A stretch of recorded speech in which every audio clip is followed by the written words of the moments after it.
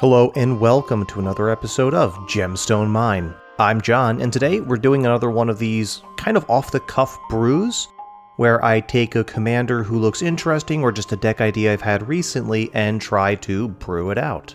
We're going to be doing this in real time together, so you'll kind of get a sense of how I approach deck building, how I may try to dissect a commander and see what different avenues it could take us, and ultimately which one of those avenues I decide to take while we're building it.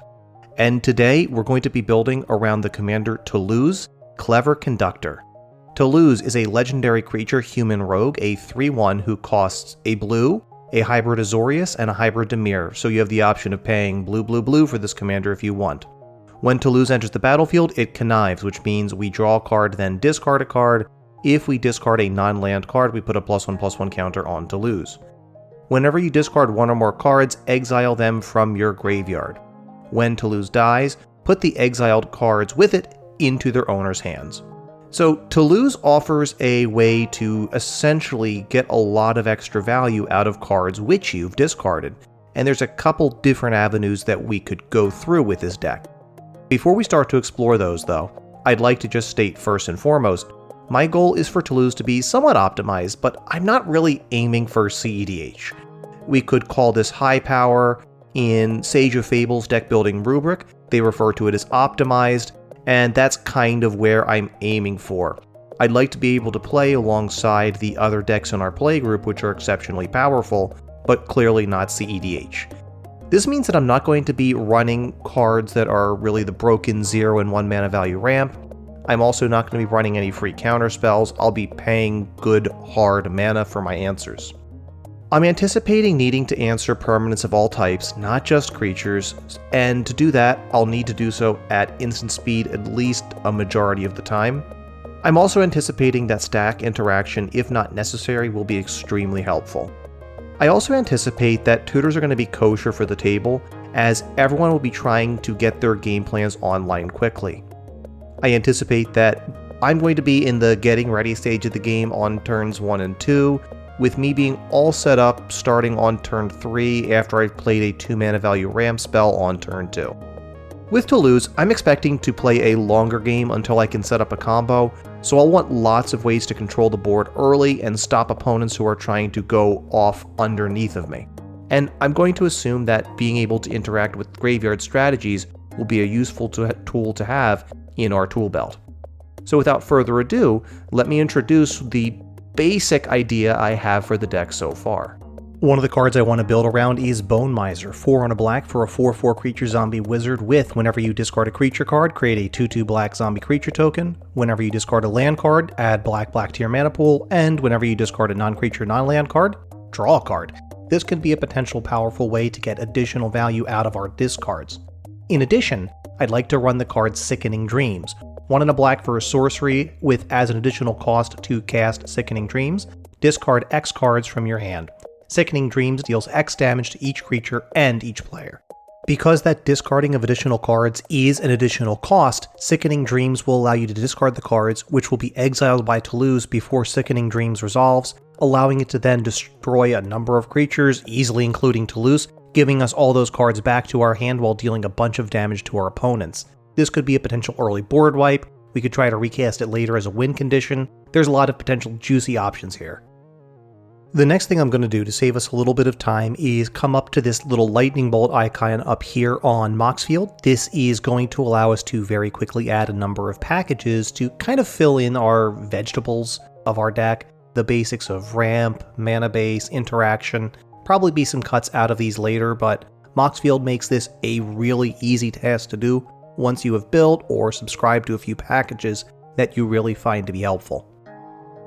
And bang, there we go, 63 cards added in the blink of an eye. Thanks very much to the folks at Moxfield. Harry, you're doing great work on this website. Let's get on to the fun parts. Let's start searching for some cards that have just direct synergy with our game plan. Now the first card I really want to look at as a potential include would be Artificer's Intuition. I'm going to add that to the search bar here, and Artificer's Intuition is 1 and a blue for an enchantment. With blue, discard an artifact card from your hand. Search your library for an artifact card with a mana value of 1 or less, reveal that card, put it into your hand. then shuffle your library. I'm not sure if this is going to be the definitive approach I wind up taking with the deck, but if I decide to lean into this, there can be a large number of really good 1 mana value utility type artifacts that I could use and get a lot of value with while I pitch other artifacts to Toluz and could eventually get them back later.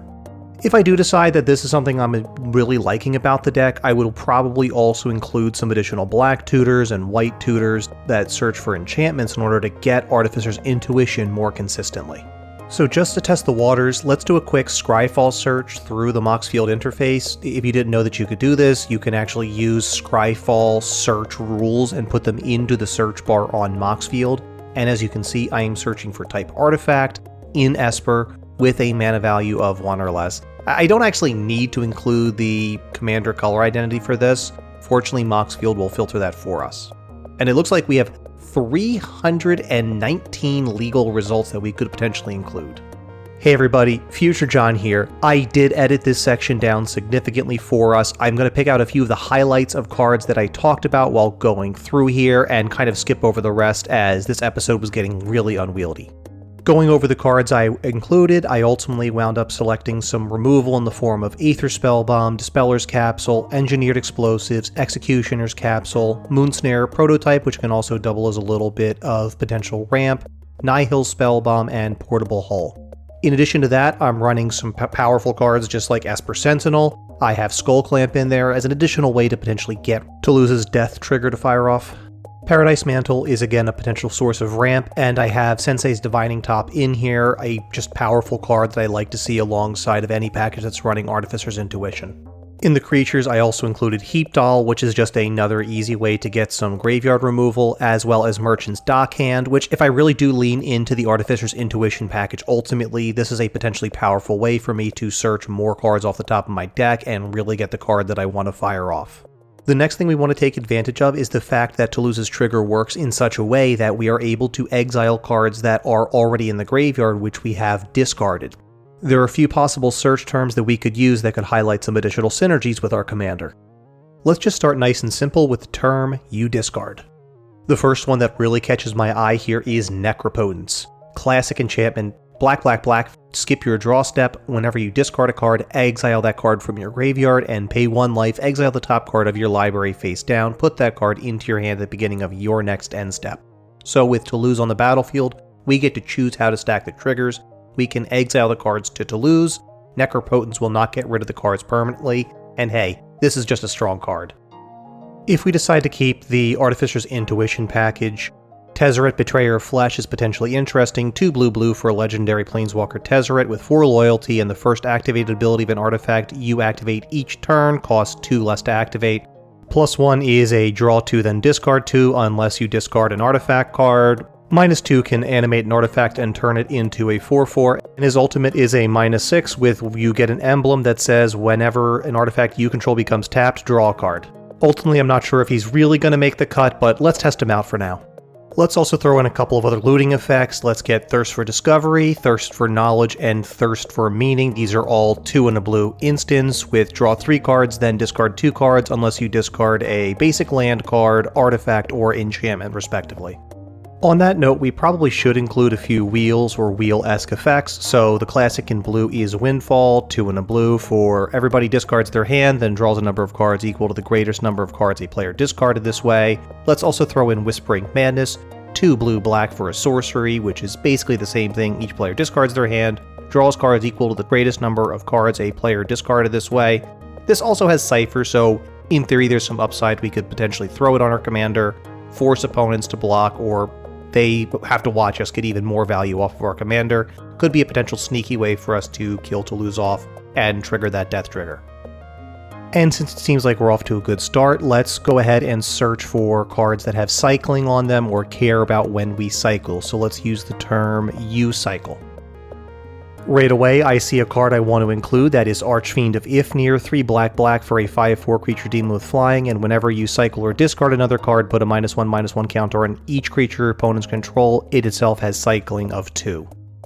And while I see next to this there is Astral Drift, I don't think this is really going to be the deck for Astral Drift and Astral Slide, both of which would let you blink creatures whenever you cycle a card. I just don't think we're going to have enough cycling cards to really make this work. and I also don't think we're going to have enough creatures with good ETBs, apart from our commander itself, to really get value off of it. In addition, Toluz will not give us back the cards that she exiled unless she actually dies. She won't give us anything back if she's bounced or exiled. Comeuppance could be potentially interesting. This is a counter spell for 2 and a blue that makes an opponent pay 3, or I counter a spell. No restriction on what type of spell, so that's kind of nice. We also have the option to cycle it for the same cost, and when we do, it is not going to be a spell that we're casting, it's only an ability. Potential upside there in some counterspell wars. We can also get it back with Toluz if we do it that way. This may not make the cut, as at that point it's just a force spike, a single mana counterspell, but the reusability is potentially interesting.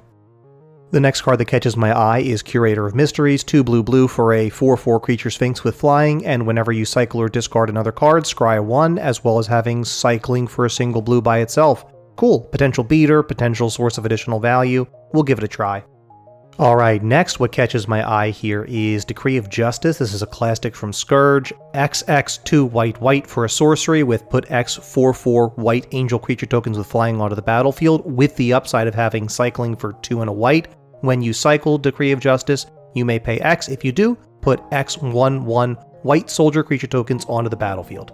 We'll give it a shot. That's a potential source of value, potential win condition, and just a potential way to keep sinking mana and making blockers. And Decree of Pain looks like it could be interesting as well. 6 black to destroy all creatures as a sorcery. They can't be regenerated. Draw a card for each creature destroyed this way. We're interested in the cycling 3 black. When you cycle Decree of Pain, all creatures get -2/-2 at dawn of turn. That is enough to destroy Toluz, give us all the cards back, including the Decree of Pain that we just cycled. Moving on, if we're talking about value, let's consider Dismantling Wave, 2 and a white for a sorcery. For each opponent, destroy up to 1 target artifact or enchantment that player controls, or cycle it for 6 white to destroy all artifacts and enchantments. Again, a potential source of repeatable value. Let's also look at Drakehaven, 2 and a blue for an enchantment. Whenever you cycle or discard a card, you may pay 1. If you do, create a 2/2 blue Drake creature token with flying. Shark Typhoon could also fit pretty well into the game plan that appears to be shaping up with the deck. 5 and a blue for an enchantment. Whenever you cast a non-creature spell, create an XX blue shark creature token with flying, where X is the spell's converted mana cost. Pretty sweet potential endgame plan. It also has cycling for X, 1 and a blue. When you cycle Shark Typhoon, create an XX blue shark creature token with flying. Again, another potential source of repeated value and creature generation.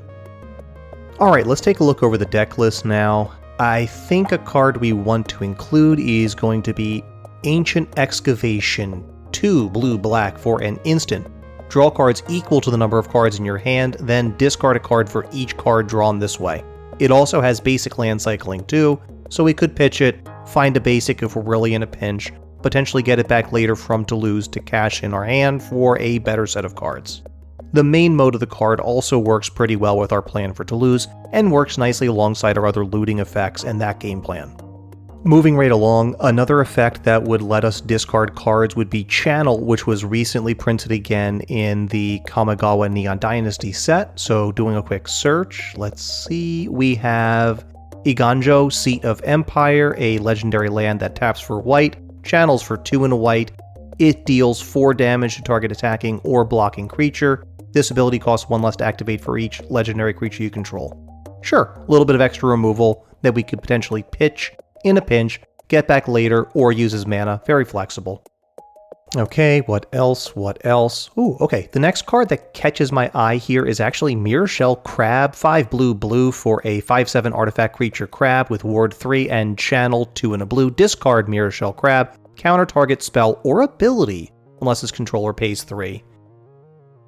So we have a couple of use cases for this. We could use it as a big blocker late game. We could pitch it to Toluz early for something like a reusable counter spell, or we could pitch it to Artificer's Intuition to find something we really need. All of those are potentially cool.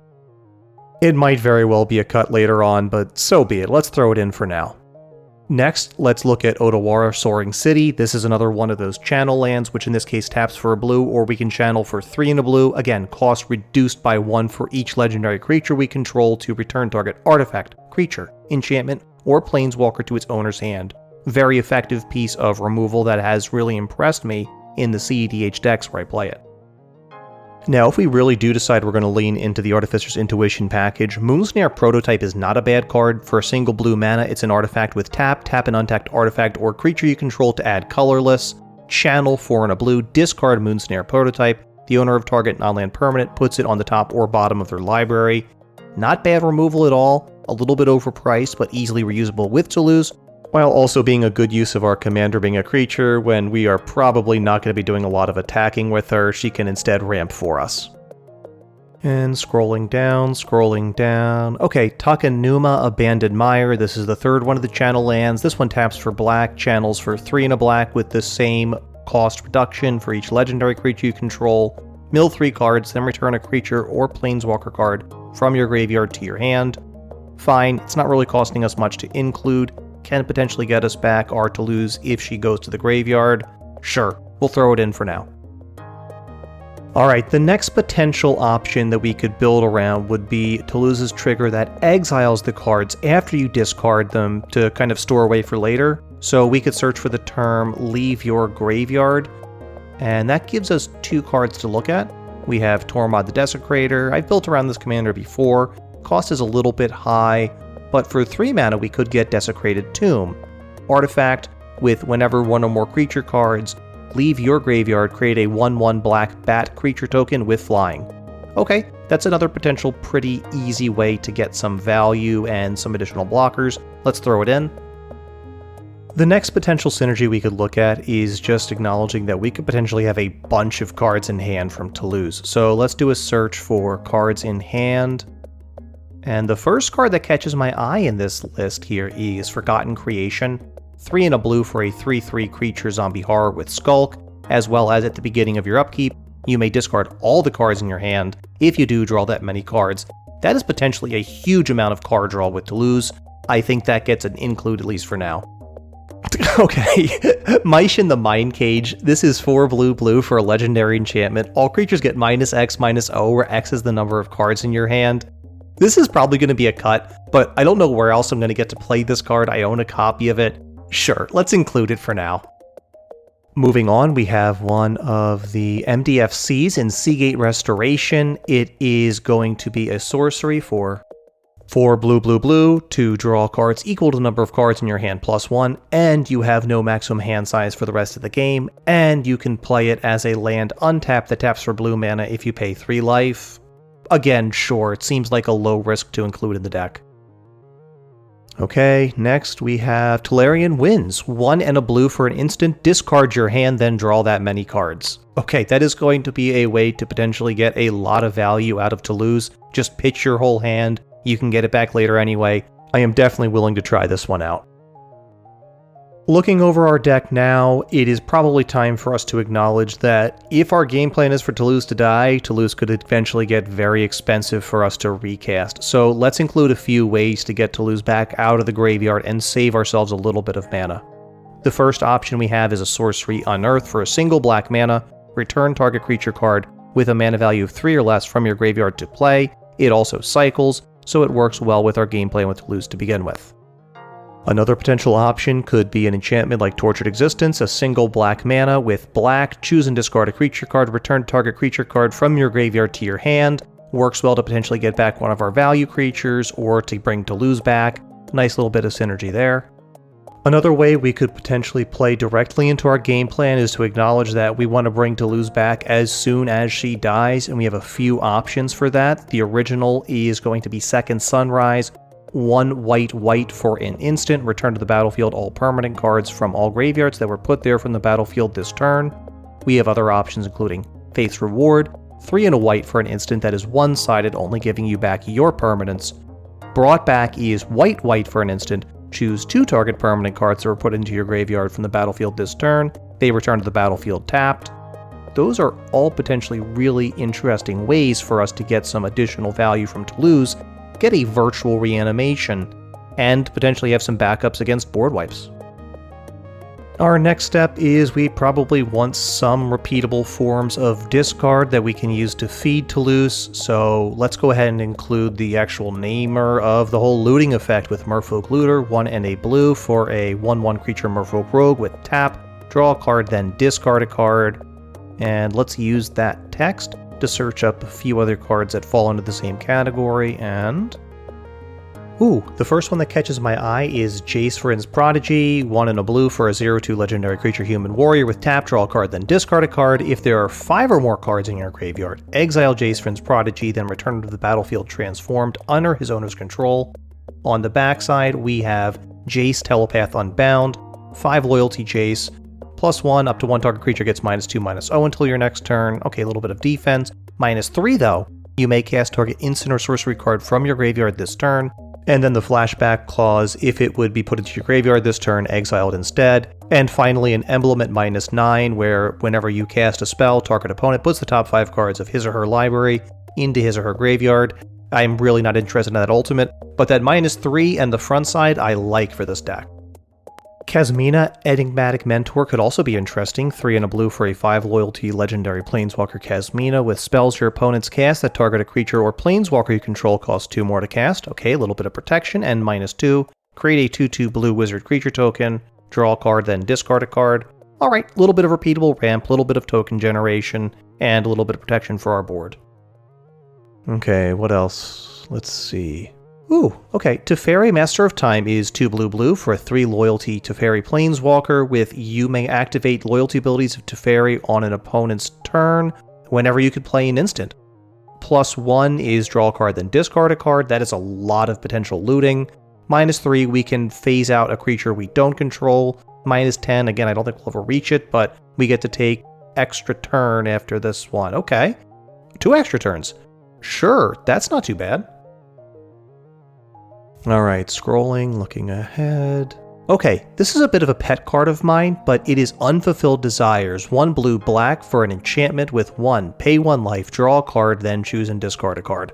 This is a pretty cheap, repeatable source of looting that we could do, getting more value out of Toluz, getting us ahead, and not really being too much of a downside. It may wind up being a cut later on, but it is an easy, repeatable source of looting. And now that we've loaded our deck up with some sweet synergy, let's make sure that we have ways that we can be guaranteed for Toluz to die more frequently. If we're in Esper colors, we can include some of the classic black sacrifice to draw effects, so let's get Village Rites, let's get Deadly Dispute, let's get Plumb the Forbidden. All of them are essentially a way for us to turn creatures into extra cards in hand, and that creature will be Toluz, so we get our whole hand that we've pitched back so far. Let's also include Plunge into Darkness. This is an older card from 5th Dawn, 1 and a black for an instant with an entwine cost of black. Choose 1, or if you entwine, choose both. Sacrifice any number of creatures, then gain 3 life for each creature you sacrifice this way, or pay X life, then look at the top X cards of your library. You choose one of them to put into your hand, and exile the rest. This is another good way for us to remove Toluz, and to potentially dig for a particular effect we need to really execute our game plan. And as long as we're talking about ways to sacrifice Toluz, let's also include Phyrexian Altars so we can sacrifice her for colored mana. Let's also include Ashnod's Altar, so that way we can sacrifice her for a burst of 2 mana. Alright, and if we are going to stick with the Sickening Dreams plan as a major part of our game plan, we probably want to make sure that we're not going to die to our own Sickening Dreams, particularly when we are dumping life into Necropotence or other similar effects. Let's protect ourselves with that classic of CEDH Days Gone By, Angel's Grace, single white mana for an instant with split second, with you can't lose the game this turn and your opponents can't win the game this turn. Until the end of turn, damage that would reduce your life total to less than 1 reduces it to 1 instead. Next, if we are planning to chain together several Sickening Dreams in a turn, we could probably make do with Children of Corliss, a single white mana for a 1/1 creature, Human Rebel Cleric. With Sacrifice Children of Corliss, you gain life equal to the amount of life you lost this turn. And if we're feeling really spicy, there is actually an effect with cycling on it from Urza's block. It is Rune of Protection Black. It is an enchantment where for a single white mana, prevent all damage to you from a single black source, and it has a cycling cost of 2. So we could potentially pitch it early to Toluz, get it back later, and then cast it late game in order to protect ourselves from a Sickening Dreams. And looking over the deck list, we're going to have some serious cuts to do, ladies and gentlemen, so I think we're going to call that an episode here. Why don't you come back later this week? I'm going to do some cuts to this deck, and we're going to see how we put this whole thing together. Until then, you can catch us on YouTube, where we are Gemstone Mine Podcast. If you enjoyed this episode, please give us a like, give us a comment, subscribe to the channel if you're really enjoying what we're doing here. You can also send us an email at gemstoneminepodcast@gmail.com if you have a longer form question, or you can simply hit us up on Twitter, where we are at GemstoneMineMTG. Until next time, I'm John, and this is Gemstone Mine.